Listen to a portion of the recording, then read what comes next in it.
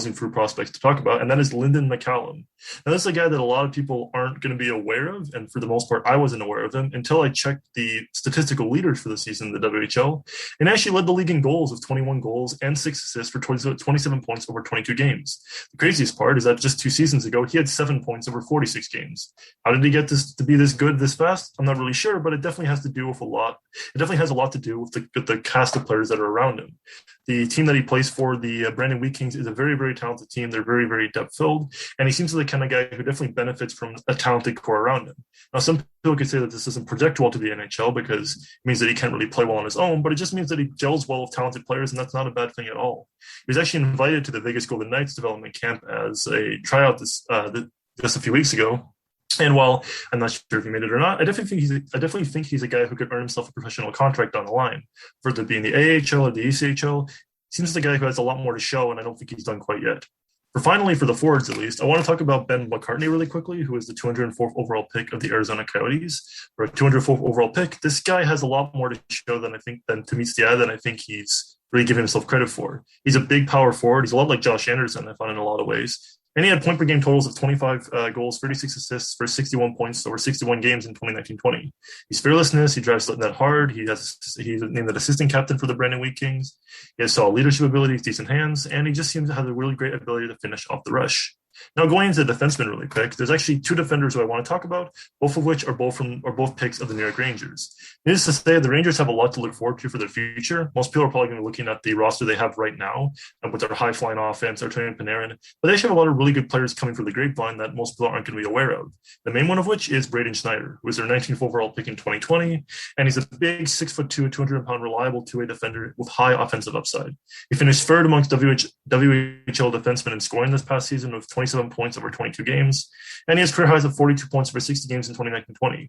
He joins the rush rookies. He has a great ability to finish in front, which is rare for a defenseman, and he has an absolutely lethal shot. Wrist shot or slap shot, this guy is just dominant from the point.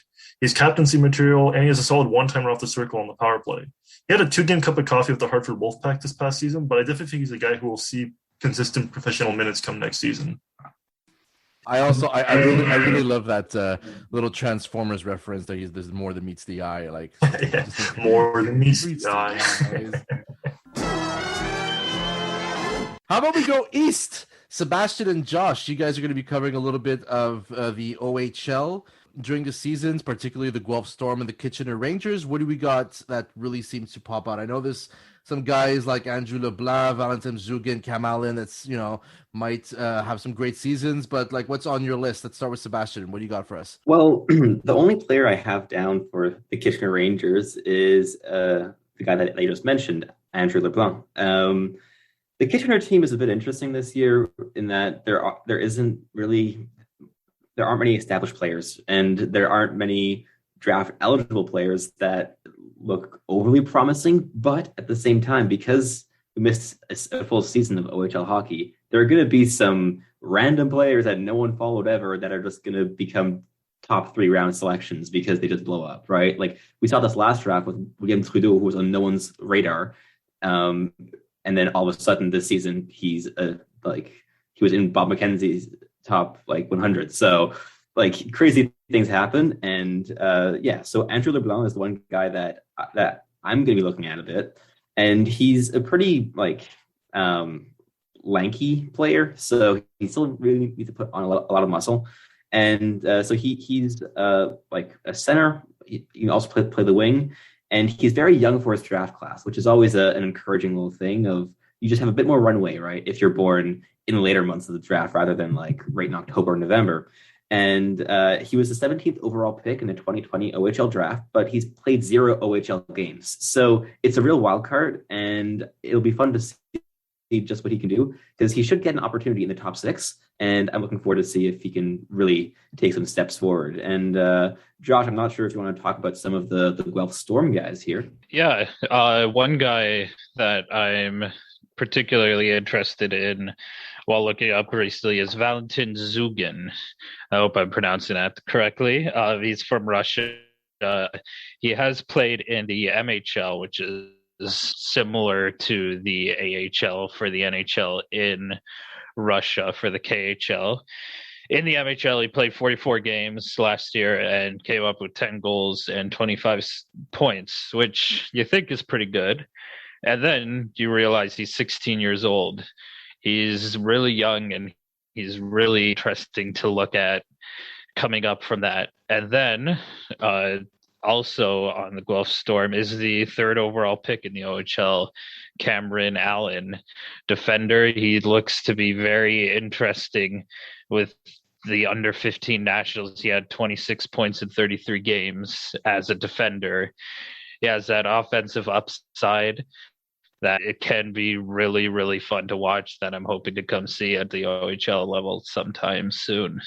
And one more guy that I'm really excited for in Guelph would be Danny Jelkin. So this is a player that should be Guelph's offensive star this season. He's a 6'2" centerman, and he put up 15 points in 60 games in his draft -2 season. So he played a full season 2 years before he's going to be drafted, which on its own is pretty impressive. And he has a booming shot. He's a real goal scorer.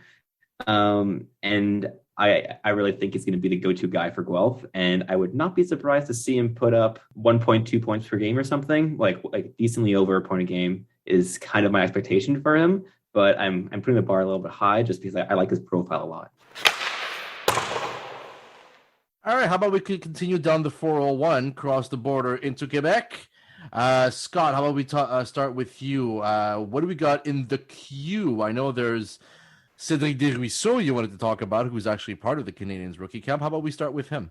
Yeah, well, the important thing to note about the Laval Rockets this upcoming season, as I mentioned before, is their wealth of AHL contracted players, which will be very, very helpful to how good they're going to be come this season, especially with a new head coach and everything like that. And Cédric Desruisseaux is just one of these additions who I'm really looking forward to watching. Now, coming out of the QMJHL directly off an AHL contract, most people will be quick to assume that this guy has a lot of low upside. But after what happened with Raphael Harvey-Pinard, I say sky's the limit for all these QMJHL pickups the Canadiens are making.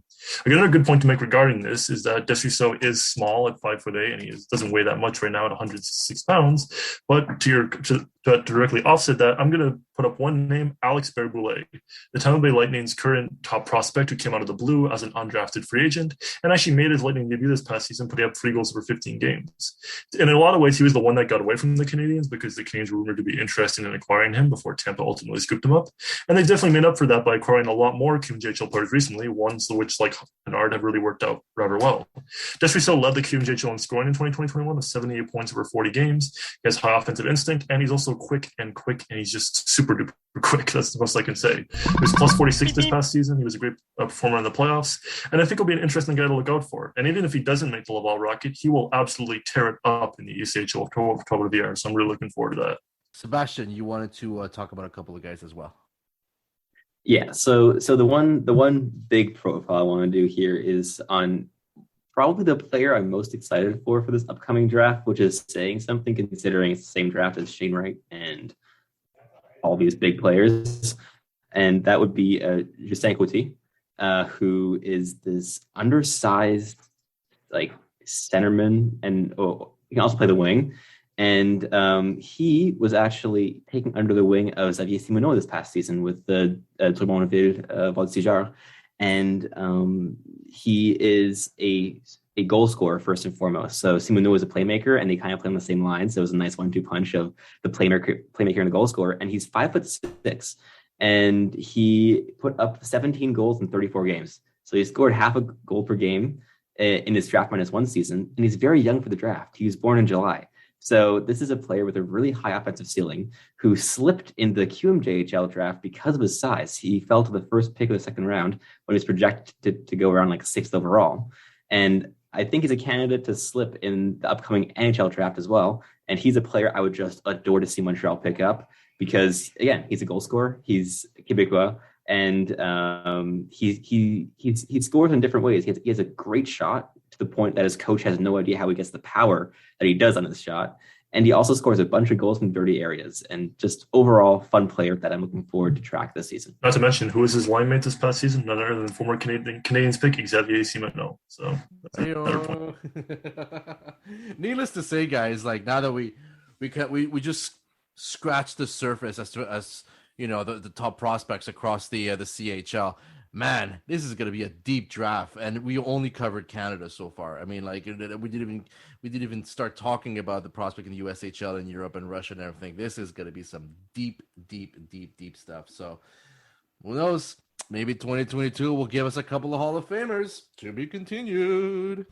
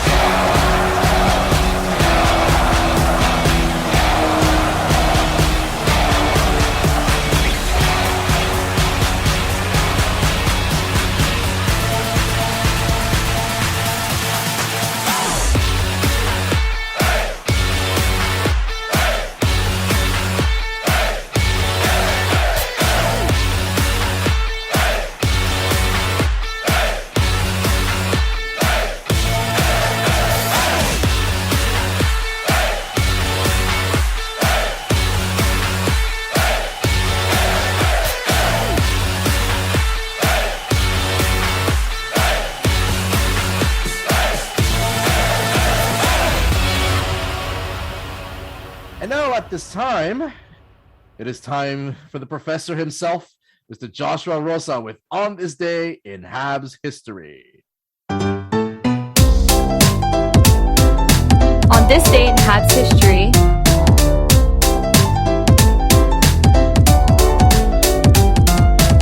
on this day, September 17th, the year of our Lord, 1933, Claude Provost, not Provost, as my Ontarian tongue would pronounce it, was born in Montreal. Provost would play his whole career in Montreal, resulting in 1,005 games played, behind only Henri Richard, Larry Robinson, Bob Gainey, and Jean Beliveau in games played in the Bleu, Blanc et Rouge. Provost has the dubious honor of being the only player to win 8 or more Stanley Cups and not be inducted into the Hockey Hall of Fame. Provost was also the very first recipient of the Bill Masterton Trophy for perseverance. Montreal ties the New York Rangers with the most Masterton Trophy winners with 5, those 5 being Provost, Henri Richard for celebrating his 20 seasons as a player, Serge Savard for winning 7 Stanley Cups in 11 years, Saku Koivu for overcoming non-Hodgkin's lymphoma, and Max Pacioretty for returning better than ever after suffering a concussion and fractured vertebrae in his neck from a hit by Zdeno Chara. And finally, it wouldn't be on this day in Habs history without mentioning Guy Lafleur, it seems. But I would be remiss to not mention that Lafleur made his Canadiens debut on September 17th, 1971. In a preseason game against the Boston Bruins, he would register 3 assists. Just 8 years later, Lafleur would debut his first and only album to the music world, and consists of 6 disco backing tracks over which Guy Lafleur teaches you the beautiful game. Comes in French and English, so there's a version for everyone.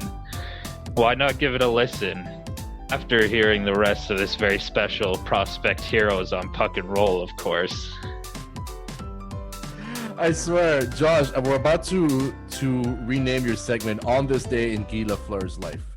You know, this is incredible. But yeah, at the end of the show, we'll play a clip of that little, I don't know, disco-inspired pop song or whatever. It's pretty interesting. Whatever you could call that stuff. I don't know, man. We weren't around back then, and we don't want to step on anybody's toes, especially our parents, right? So I also I am gonna play the role of Joshua Rosa right now. I have a story of my own. This actually popped up during the day and started making the rounds on the internet. So I'm not gonna play the whole the whole theme because this is a copyright of Joshua Rosa. But I have a little story that I dug up. Now this originated from Facebook off the pen of George Kuhn. I hope I'm pronouncing that properly, which has a